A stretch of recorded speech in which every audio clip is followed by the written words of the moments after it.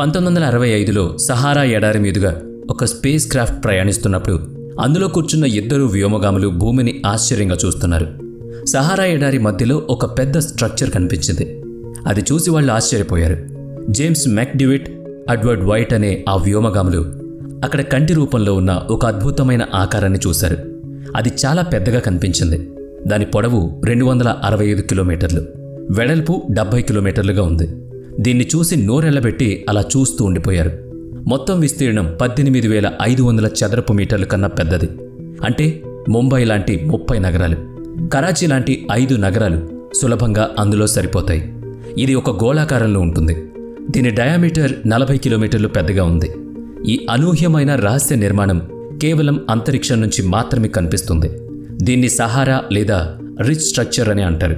పైనుంచి చూసేవారికి ఇది ఏదో భారీ గ్రహశకలం ఢీకొన్నట్టు అనిపిస్తుంది. ఈ నిర్మాణం గురించి శాస్త్రవేత్తలకు ఇప్పటివరకు స్పష్టమైన ఆధారాలు లభించలేదు. ఇది ఒక మిస్టరీగా ఇప్పటికీ కొనసాగుతోంది. వైజ్ఞానికులు ఇప్పటివరకు ఈ ప్రాంతంలో ఏ ఆస్ట్రాయిడ్ ప్రభావానికి సంబంధించిన ఆధారాలు కూడా కనుగొనలేదు. అందుకే ఈ నిర్మాణం ఇప్పటికీ శాస్త్రీయ సమాజానికి ఒక సవాల్. వేల మైళ్ళ దూరంలో ఎడారిలో ఈ ప్రత్యేకమైన వలయాకార నిర్మాణం ఎలా ఏర్పడిందో ఎవ్వరికీ తెలియదు.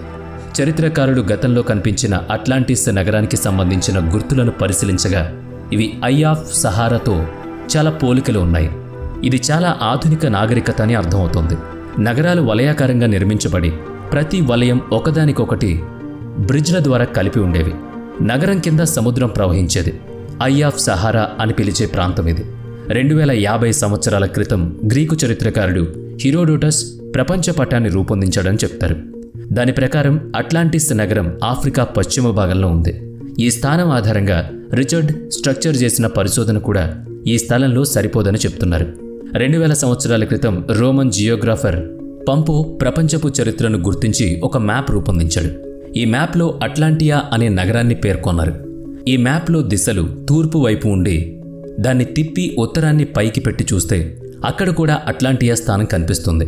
సహారా ఎడారి యొక్క వాయువ్య ప్రాంతాల్లో అట్లాంటిస్ గురించి ప్రస్తావన కనిపిస్తుంది. అట్లాంటియా లేదా అట్లాంటిస్ అనే స్థలం అక్కడ ఒకసారి నివసించే వారితో కట్టుదిట్టంగా కనబడుతుంది.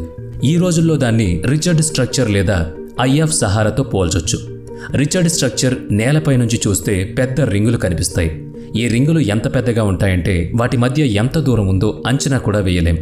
ఈ వలయానికి సంబంధించి విషయాలను పూర్తిగా అర్థం చేసుకోవడం కష్టం అవుతుంది.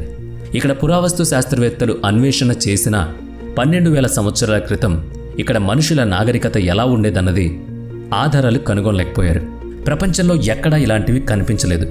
అందుకే ఇది సైన్స్కి కూడా ఒక చారిత్రక అంశంగా మారింది. సహారా అని వినగానే ఎండల తీవ్రత, మట్టి గుట్టలు, ఎడారి ప్రాంతం గుర్తుకొస్తుంది. కానీ సహారా ఎడారి పై భాగం ఎంత నిశ్శబ్దంగా ఉంటుందో ఆ మట్టి లోపల అంతకంటే ఎక్కువ రహస్యాలు దాచుకుని ఉంది. సహారా ఎడారి ప్రతి 100 సంవత్సరాలకి 10% విస్తరిస్తూ పెరుగుతుంది. ఇది ఎందుకు జరుగుతుందో మనం తెలుసుకోవాలి. ఈ ఎడారిలో అత్యంత ఆకర్షణీయమైన ప్రదేశం ఈజిప్ట్లోని వైట్ డెజర్ట్. ఇది తెల్లని ఇసుక, మధ్యలో ఉండే ప్రత్యేకమైన ఆకారాలు చూస్తే ఆర్కిటిక్ ప్రాంతాన్ని పోలి ఉన్నట్లు అనిపిస్తుంది. ఈ ప్రత్యేక ఆకారాలు ఏవో మనిషి తయారు చేసినట్లు అనిపిస్తాయి. కానీ నిజానికి వేల కోట్ల సంవత్సరాల క్రితం అవి సహజ సిద్ధంగా ఏర్పడ్డాయి. సుమారు 25 కోట్ల సంవత్సరాల క్రితం మన ప్రపంచం ఎంతో భిన్నంగా ఉండేది. ఆ సమయంలో డైనోసార్ల హయాంలో ఈ ప్రాంతంలో ఒక మహాసముద్రం ఉండేది. ప్రస్తుతం సహారా ఎడారి ఉన్న చోట టెథిస్ అనే ఓ మహాసముద్రం ఆ కాలంలో ఉనికిలో ఉంది. ఈ సముద్రం కోట్ల సంవత్సరాల పాటు భూమిపై ఉన్నట్టు చరిత్ర చెప్తోంది. దాని కింద లైమ్ స్టోన్ అనే శిలా పొర రూపుదిద్దుకుంది. క్రమంగా కొత్త ఖండాలు ఏర్పడడంతో ఆ సముద్రం తగ్గిపోయింది. ఆ సముద్రం అడుగున ఏర్పడిన లైమ్ స్టోన్ వాయువుల ప్రభావంతో క్రమంగా కరిగిపోయి కణాలుగా విడిపోయింది. ఇవి అక్కడ గాలుల్లో విస్తరించి ఆ ప్రాంతాన్ని వైట్ డెజర్ట్గా మార్చింది. ఇది మాత్రమే కాకుండా మొత్తం సహారా ఎడారి ఇలాగే ఏర్పడింది. అక్కడ లైమ్ స్టోన్ ఉండిన ప్రదేశం వైట్ డెజర్ట్గా, శాండ్ స్టోన్ ఉన్న ప్రాంతం ఎడారి పైన ఇసుకలాగా మారిపోయింది. సహారా ఎడారి ఎప్పుడూ అలాగే ఉండేదా? శాస్త్రవేత్తలు చెప్పిన దాని ప్రకారం సహారా ఎడారిలో ఒకప్పుడు మొక్కలు, చెట్లు కూడా పెరిగేవి. ఇవి ఇప్పుడు అక్కడ ఉన్న కఠిన పరిస్థితుల్లో పెరగడం అసాధ్యం. అంటే సహారా ఎడారి ఒకప్పుడు ఇలా మట్టితో ఉండేది కాదు. 26 లక్షల సంవత్సరాల క్రితం ఇది ప్రస్తుత రూపానికి పూర్తిగా భిన్నంగా ఉండేది. ఐసేజ్ చివర్లో అన్ని ప్రాంతాలు మంచుతో కప్పబడి సముద్రాలు గడ్డకట్టడం ప్రారంభమయ్యాయి. ఇది గ్లేషియర్ల ఏర్పాటుకు దారితీసింది. జియోలాజిస్టుల ప్రకారం ఇది ఐస్ ఏజ్ ప్రారంభానికి సంకేతం. భూమి చరిత్రలో ఇది 5th ఐస్ ఏజ్. సాధారణంగా ఆర్బిట్ మార్పుల వల్ల భూమి సూర్యుడికి దూరంగా వెళుతుంది. గత ఐస్ ఏజ్లో భూమి మీద ఈక్వెటర్ పరిసర ప్రాంతాలు, ముఖ్యంగా ఆఫ్రికా ప్రాంతం పూర్తిగా మంచు పొరతో కప్పబడింది. ఆ సమయంలో ఆఫ్రికా చాలా చల్లగా ఉండేది. దీన్ని ఆఫ్రికన్ హ్యూమిడ్ పీరియడ్ అని అంటూ ఉంటారు. ఆ సమయంలో ప్రపంచమంతా మంచుతో కప్పబడింది. కానీ సహారా ఎడారి పచ్చదనంతో నిండిపోయింది. ఆ ప్రాంతం జీవసంపన్నంగా ఉండేది. పచ్చని గడ్డి, విస్తారమైన చెట్లు, వరుసగా వర్షాలు ఆ ప్రాంతంలో జీవసంపదను పెంచాయి. ఇక్కడ పచ్చదనం, మంచి వాతావరణం, జీవావరణానికి కావలసిన సహజ వాయువులు ఉండేవి. చాలామంది అక్కడికి వలస వచ్చి స్థిరపడ్డారు. పశువుల పెంపకం, వ్యవసాయం వంటి పనులకు ఈ ప్రాంతం చాలా అనుకూలంగా ఉండేది. కానీ 11,000 సంవత్సరాల క్రితం ఐస్ ఏజ్ ముగిసిన తర్వాత ఈ ప్రదేశం మెల్లగా నశించడం మొదలైంది. సగటు ఉష్ణోగ్రత -60 డిగ్రీల సెల్సియస్లో మెల్లగా మార్పు చోటు చేసుకుంది. మంచు పొరలు పెరిగాయి. అయితే కొన్ని చోట్ల మంచు కరిగిన వాతావరణ పరిస్థితులు స్థిరంగా ఉండి కొన్ని వేల సంవత్సరాల పాటు సహారా ప్రాంతంలో జీవనం కొనసాగింది. కానీ సుమారుగా 4000 BC అంటే 6000 సంవత్సరాల క్రితం ప్రకృతి మళ్లీ తన మార్పును చూపించింది. సహారా యొక్క పచ్చదనం మాయమైంది. అప్పట్నుంచి ఇసుక మేటలు వ్యాప్తి చెందాయి. ఈ క్రమంలో గాలి వల్ల ఇసుక రేణువులు విస్తరించాయి. మిలియన్ల సంవత్సరాల క్రితం సహారా పచ్చదనంతో నిండి ఉన్న దృశ్యాన్ని మనం ఇప్పుడు కూడా నైలు నది పొడవునా చూడొచ్చు. ఈరోజు కూడా ఆఫ్రికా భూమికి ఒక గ్లింప్స్ వంటి నైల్ ఉంది. ప్రపంచంలోని అతిపెద్ద నదిగా గుర్తింపబడింది. నైల్ నది దక్షిణాఫ్రికాలో మొదలై 6695 కిలోమీటర్ల పొడవున ప్రవహిస్తుంది. ఈ నది యుగాండా నుంచి మొదలై సహారా ఎడారిని దాటి ఈజిప్ట్ దగ్గర మెడిటేరియన్ సముద్రంలో కలుస్తుంది. ఒకప్పుడు ఈ ప్రాంతం ఎడారిగా మారిపోవడంతో ఇక్కడ నివసించిన ప్రజలు ఈ నదిని పూజించడం మొదలుపెట్టారు. ఇది ప్రపంచంలోనే 2వ అతిపెద్ద నది. కానీ దాని మూలం ఎక్కడుందో ఎవ్వరికీ తెలియదు. ఇప్పటికీ నైల్ నది ప్రారంభమయ్యే స్థలాన్ని కనిపెట్టడానికి పరిశోధనలు జరుగుతున్నాయి. ఈ ప్రయాణం 11 దేశాలను అనుసంధానం చేస్తూ సాగుతోంది. అమెజాన్ నదికి 200 మీటర్ల దూరంలో ఉంటుంది. ప్రస్తుతం ఈ నది కాస్త చిన్నదిగా ఉంది. ఎందుకంటే ఆఫ్రికాలో ప్రతి ఐస్ ఏజ్ సమయంలో ఒకలాంటి వాతావరణం ఉండేది. అక్కడ ఎండాకాలంలో ఎప్పుడూ వేడి బాగా ఎక్కువగా ఉండేది, లేదా అందుకు భిన్నంగా సాధారణ పరిస్థితులు ఉండేవి. కానీ ఆర్కిటిక్ స్థితులు అక్కడ ఎప్పుడూ ఉండేవి కావు. అందువల్ల మనిషి జీవించడానికి అనుకూలమైన పరిస్థితులు ఏర్పడలేదు. ప్రాచీన నాగరికతల ఆధారాలు కూడా ఆఫ్రికా నుంచే లభించాయి. మనిషి జీవన ఆరంభం ఆఫ్రికా నుండే ప్రారంభమైందని చెప్పొచ్చు. 1974 నవంబర్లో ఇథియోపియాలో హడర్ అనే ప్రదేశంలో మనిషి పురాతన అవశేషాలు గుర్తించారు. ప్రపంచంలోనే పురాతనమైన ఎముకను ఇక్కడే కనుగొన్నారు. ఆ అవశేషాలు 32 లక్షల సంవత్సరాల పాతవి, అంటే 3.2 మిలియన్ సంవత్సరాల పూర్వం అన్నమాట. అనేక మత గ్రంథాల్లో కూడా మానవజాతి ఆరంభం ఆఫ్రికాలో జరిగిందని తెలుస్తోంది. శాస్త్రీయ ఆధారాలు కూడా దీన్ని నిర్ధారిస్తున్నాయి. మొదటి మానవులు ఆఫ్రికాలోనే జన్మించారు. దీనికి సాక్ష్యం కూడా ఉంది. సహారా ఎడారిలో ఎండి డోరో అనే ప్రదేశంలో ఒక రహస్య తోట ఉంది. ఆ ప్రదేశం ఎడారి మధ్య లోకల్ ప్రజల కోసం ఒక స్వర్గం లాంటిది. ఈ ప్రదేశం సహారాలో ప్రయాణం చేసే కాఫిలాలకు ఒక స్టాప్ ఓవర్ లాగా ఉంటుంది.